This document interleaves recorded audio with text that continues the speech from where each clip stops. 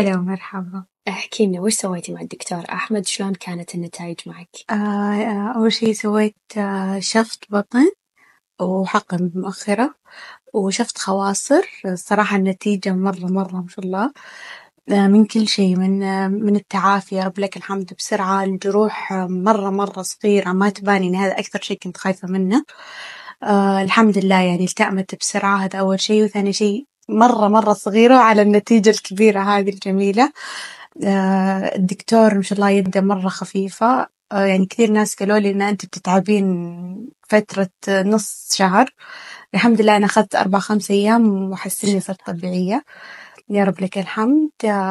الصراحة مو بس أحب أشكر الدكتور، العيادة، نفسيات الموظفات. يعني هذا أحس أهم شيء أنا عندي. يعني لما تقابلني واحدة بروح حلوة بنفس حلوة، هذا اللي يشجعني أكثر إني أنا أجي أكثر من يا مرة. حلوة. فالحمد لله يعني على النتيجة. أهم شيء إنك راضية عن الخدمة والنتائج تماما. يا رب لك الحمد والشكر. يا حبيبتي والله ونورتيني يا عيني.